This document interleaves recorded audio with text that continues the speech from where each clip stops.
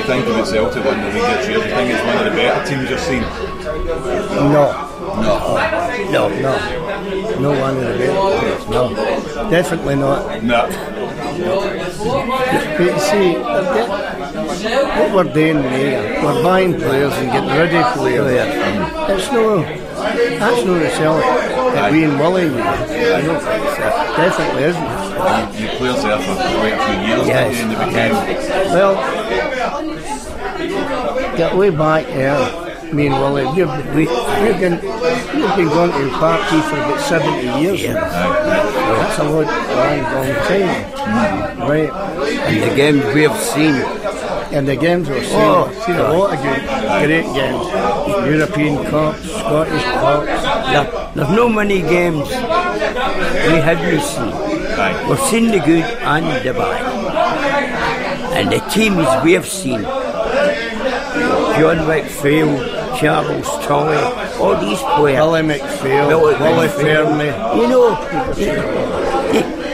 you couldn't replace them now. These are outstanding players that played for the jersey. Yeah.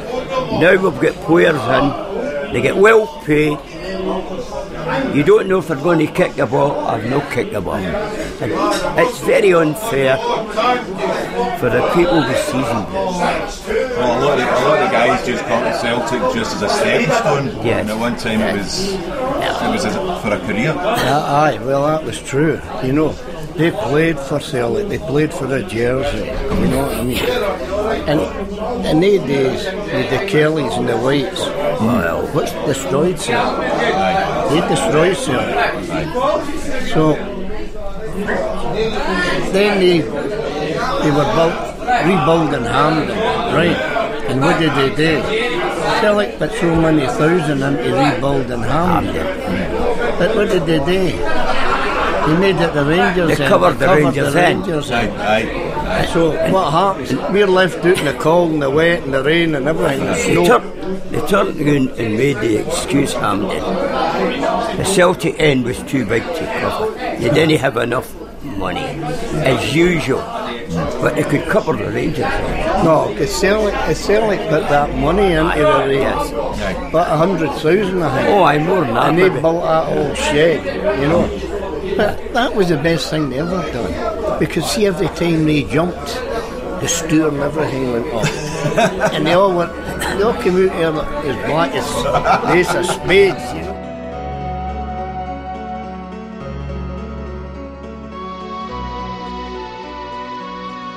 Well, I've got with me James from the Emerald Isle.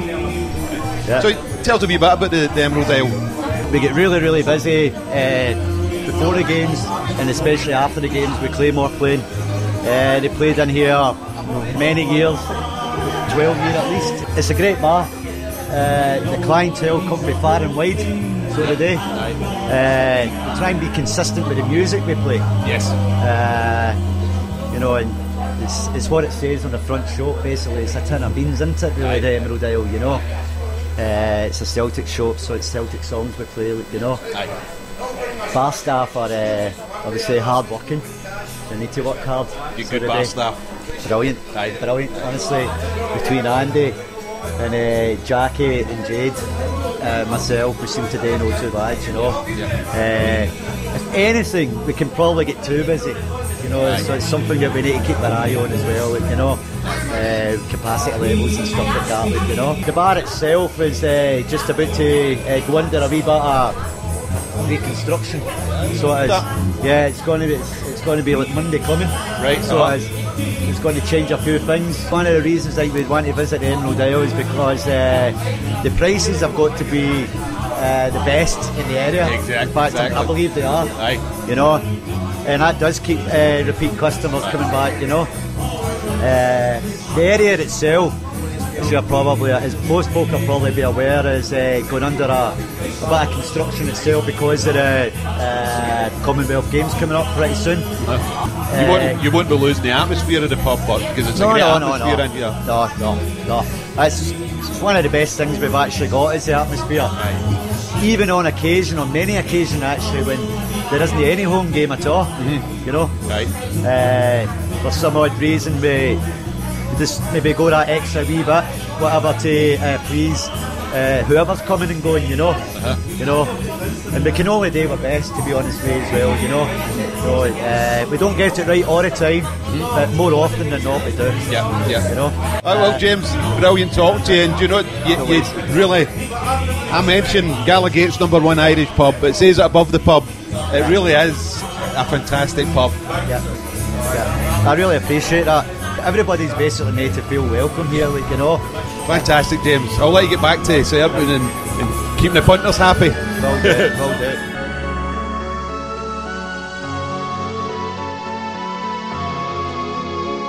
You see, going back years ago, right, the Struth and all that, and that other one, would you call him? Scott Simon and all that, right? Bowler hat men. They were all bowler hat men, definitely. They were the same as Falkirk Mall. All them that sat in the Falkirk stand were all bowler hat men. You got me? Dignified. Aye. Oh, aye. But, see, they came, they say, oh, we've never been a sectarian club. They've always been a sectarian club. But they go back to the days when Alec Ferguson played for them. So they found out that Alec Ferguson's mother was a Catholic. So she got the sack, and another pal of hers got the sack. And they told Alec Ferguson, where did he go? Playing for the Rangers third team, playing the likes of the cleansing department. He wouldn't leave because they weren't going to pay him. And he says, I'm here to my contract's finished. Where he is like it. They couldn't do anything about it. And he played against a Glasgow football club. One of the top amateurs clubs. He played against them, and that was to sicken him so they would walk out the door. This is the kind of things they've done. And MD Ibrox, you don't hear that much after they've left. There was only one person I can remember that ever brought it up, was Ralph Brand. He brought it up, some of the things that happened. But, saw that. Knuckle crack. When they investigated Alec Ferguson's mother now, right, they get out the door, on their pal out the door, right? There was no sectarian, he says, but they bagged her because she was a Roman Catholic. But Alec Ferguson's mother, she married a Protestant. That was all Alec Ferguson. But he had a brother, right, Martin Ferguson. He played for Thistle, but he was a right Ranger supporter. And they always phrase that Alec Ferguson kicked the ball up against the Rangers wall. Untrue. Up at Ibrox, a load of rubbish. Untrue. But Alec Ferguson's dad became the secretary of the Govan Windsor Celtic Supporters Club. Now, it was one of the first clubs in Glasgow. In 1947, originated in 1947, was the Glasgow Windsor Celtic Supporters Club, right? And his dad became the secretary. And I had a photo, God rest my brother's soul, them all in it, and my brother was in it. All Alec Ferguson and young Alec Ferguson. But I lent that photo out a big pal of mine. Didn't get it right. Wait a minute, I lent that photo out because Alec Ferguson's dad was a timekeeper in Fairfield. So Big John worked in Fairfield, and he says, oh, I can tell you all about it. No, it wasn't me. But that all went down. He says, I'll bring a photo and I'll show you it and I'll prove it. You and your son is in that photo. So I gave him my photo. He asked me for a loan. I gave him it. Right. What happened? Never got it back to this day. But he's dead now, you know what I mean? I can't say no. Never got it back to this day.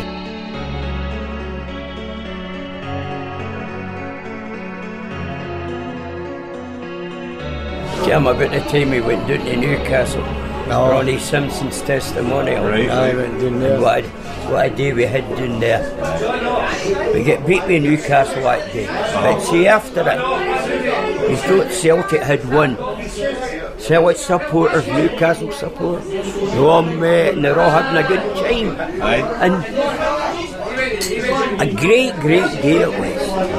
We went early in the morning, we come back and early the next morning, and we've had some great times. Same as Falkirk, Michael. Charles Patrick. 2 goals. The corner kick. Right, excellent. The referee scored the goal. The corner kick, the referee chopped it up. Take it out again. Done the same thing again. The ball again? Yes. Aye. Put the ball in it. Aye. The referee, if the referee could have scrubbed that, he'd have done it. Aye. But it would have been too blatant. Aye. But you're never going to change the system at Hampden Park. Well, you've got the Masonic, the knuckle cracker, and it's full of it. And they tell you, that doesn't go on. We're fair-minded people. How fair-minded are they when they're giving Rangers everything to keep them in the league? So, as far as I'm concerned, see the whole lot of Hampden should all get investigated and prosecuted. Every one of them. There's no a good one among the lot. And we've got an Englishman up there dictating to us. We invented the football. They're dictating to us how to play it. It's beyond the shame. Look at it this way. When we went down only for wee Fergus McCann, what happened? They were in their glory that we were going out the game and they were having parties and everything. Aye. But that's always been their way of life. The first thing they always say, God save the Queen. The Queen wants nothing to do with them. Look at the time they went to Manchester, nearly killed 2 police officers, washed under the table.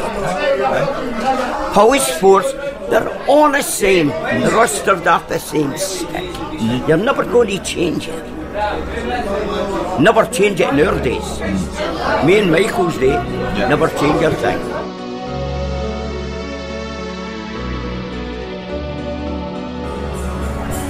Right, we've got James here. James is one of the characters in the pub. A great guy. Quiet person. Quiet person. Man, quiet man. I don't think I'll get any words though from here. So No, I don't speak much. Just sing a lot, Bully. Sing a lot. So how are you, James?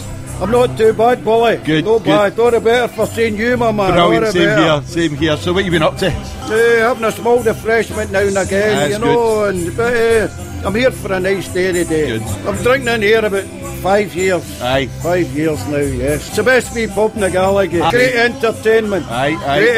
Great crack with the boys. Brilliant. Oh. Brilliant. Smashing pub. When did you come in?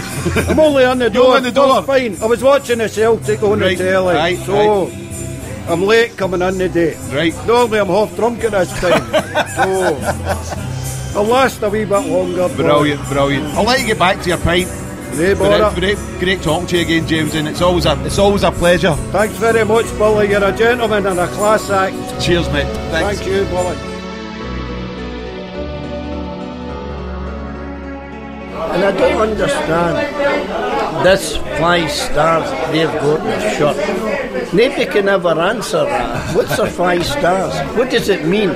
They tell you, oh, we won the league. Is this for the 50 times? Aye. What How league? many times did they get gifted the league? You had the Dallases and all that. You had the Tiny Whartons going back years ago. You had them Jack Mowats. That Tiny Wharton couldn't run from here to there. Now I remember when Neil Malkin scored the goal. Come back. At the back of stanchion, and it came back out, and he's gone like that. Play on. And they go, play on. Play on. That was Aye, that because Tiny Wharton. he wasn't up with a play, never seen it. They can't get up with the place too far. You want to see him? You know, The gentle too giant, they slow. call him.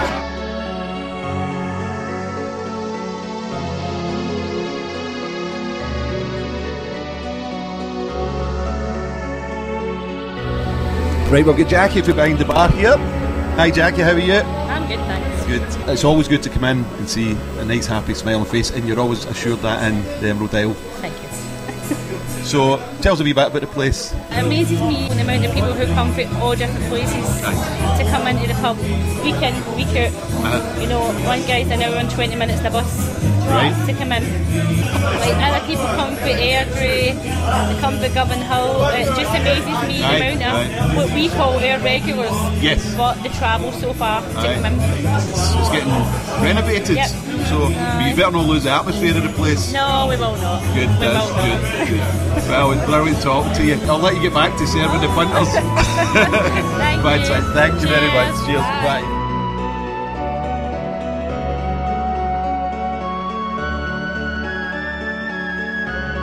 They won 9 in a row. Many managers had they won 9 in a row. 3. Many managers at Celtic they won 9 in a row. 1. Jokestein. They don't come away with that. They don't give Big Steen any credit for that. And he knew all the ins and outs about the systems. And he could get away with it. The referees, because the referees couldn't try to kid him on, because I dare say a lot of things happened up the tunnel that you'll never hear about. When Steen went up and something a bad decision and Steen threw it, Celtic get robbed of the goal or what. You never hear about it. You never seen Steen want to fight or anything, make any excuses. Wait to see this.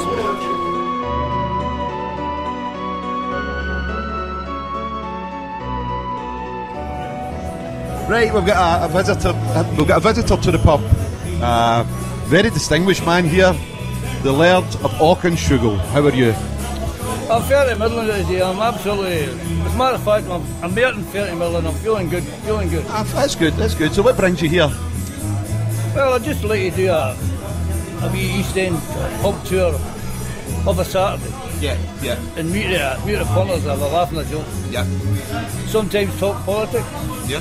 Sometimes just talk nonsense. You know. Whatever the mood is, that's what we do. That's good. That's good. Any wee stories to tell me? Well, I could draw your attention to a lot of Celtic fans who may come along London Road, approaching the stadium just by the Celtic Social Club, and you might see a wall plastered with, you might call it graffiti. But it's a young artist, not so young now, JD.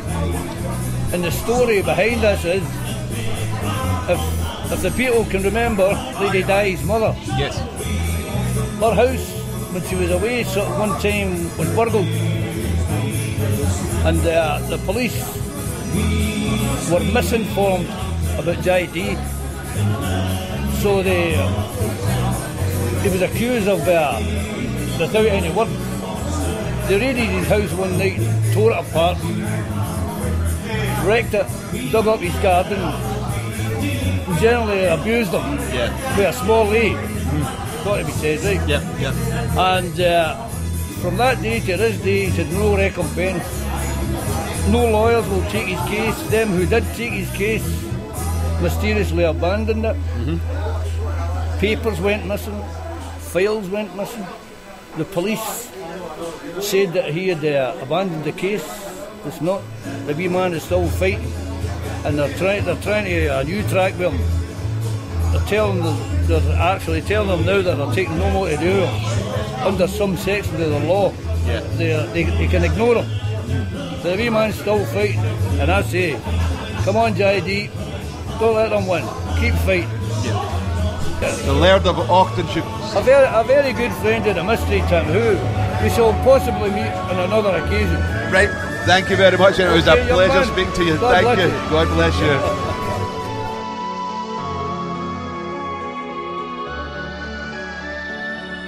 That's Johnny Thompson. Benny Lynch, which was my last cousin.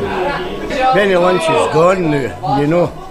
And he's buried up in St Kentigern at the back end. See, come in the Balmore The Road. back end. The Balmore- Cadder. Away at the back. You come in the Balmore Road and you used to, I don't know if it's still getting in there, used to come in there and you turn right and went up the hill. And there's big tombstones on the right hand side. Benny Lynch. A young man when he died. Aye. Well, Benny Lynch was taking out the Govan model. Napier Street model because he was full of the drink and all the rest of it. That's the reason Benny Lynch died. But Benny Lynch used to give people a wee half a croon, which is a lot of money nowadays, to go a wee message here and there. But he was in that model. His wife's name was Anne Docherty. She'd the hairdressers in Govan, and the Govan Road across the Fairfields shipyard. You know, that's where she had the hairdressers.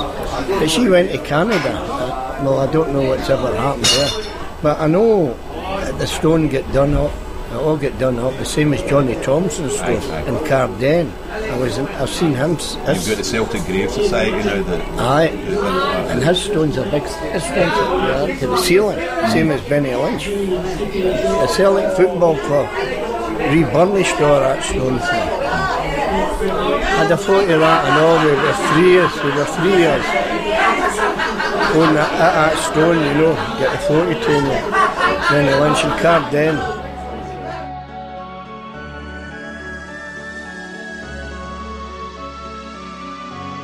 It's a different way of life now. In your days, football, people love football. And they didn't go about wanting to fight and all that carry on. See, now, it's a different way of life. And the people that cause it, they walk away from it.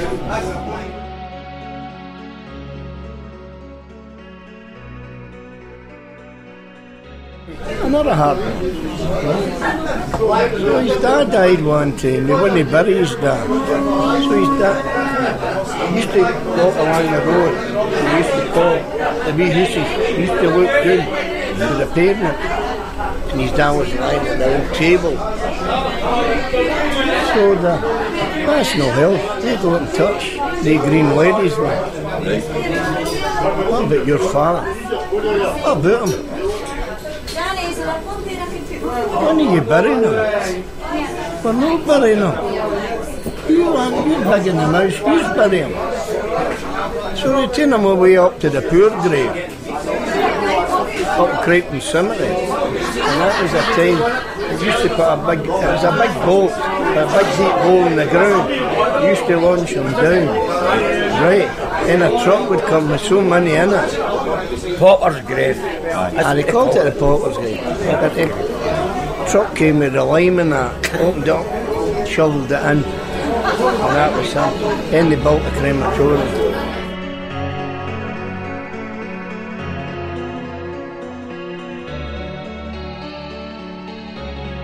Irish Hall at the bottom of the street. Want to see it. Everybody was happy. 3/4 of the street was all carpet. The shorter end that got in the top was all the other crowd. And you never get them walking down the street. They walked down the other side and the line. They wouldn't walk down the street. And that was it. They walked at Orkney Street prison, right? Orkney Street used to bang them into the cells and all that. You know, the Juki van, bang, bang, bang. So that shut up in there. Right, shut up. And it became Ellen Street. Right. That's a secure prison. That's for all the terrorists.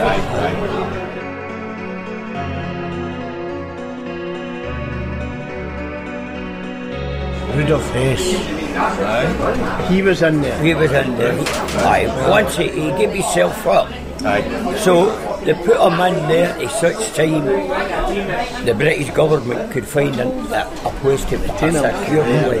And that was it. And what was good for him? Rudolph Hess went down in Eagleson. His plane went down in Eagleson. And the second farm, you come along there, Fenwick Muir, turn right and then your left and then Eagleson. Yeah. Right? And the second farm, that's where Rudolph Hess plane went. So that's where he was.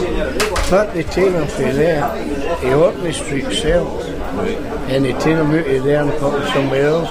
And they take him out from there shipped him to what do you call it, Sandham prison or something. Right. He was the only guy that was in that prison. In Spandau. Aye. He's the only guy.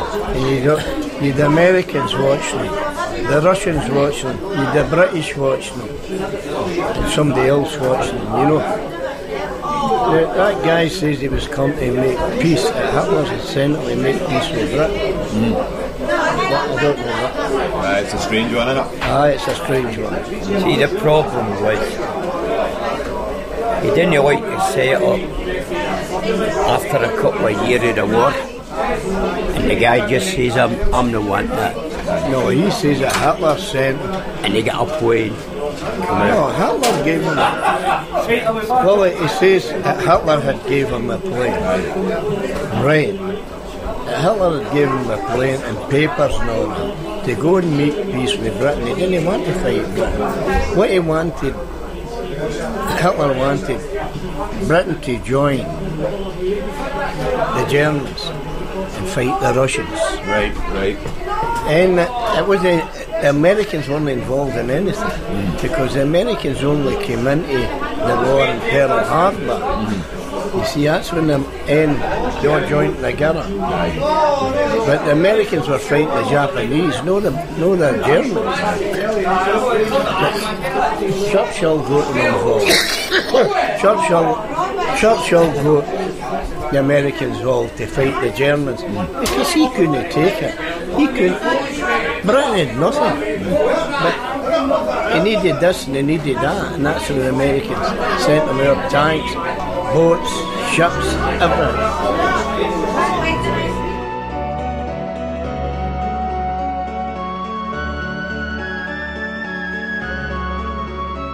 Right, I've got Davey here, one of the clientele for Emerald Isle. Hi Davey, how are you, mate? I'm brand new, mate, I'm brand new. What do you think about the pub? I've been drinking here for years, it's a good pub. Aye. It's brand new, everybody's friendly, everybody in the pub knows each other. Aye. So, we're all pals and we're all friends, so. But anybody that comes in, they're more than welcome in the pub. Aye. And they'll be more or less a friend. If they come in, they will be a friend. They'll be brand new, mate. They'll be brand new. Yeah, it is a good pub. Have you any wee stories about the place that you can tell? My man James, I used to work with him. He's a good guy. James is, aye. He makes a pub lively and all. Aye. He makes a pub lively. And his wee wife's brand new and all. Aye. Well, brilliant. It's good talking to you. On the hook. Come on, the hoops. God bless you. God bless you. Man. Cheers. Thanks very much.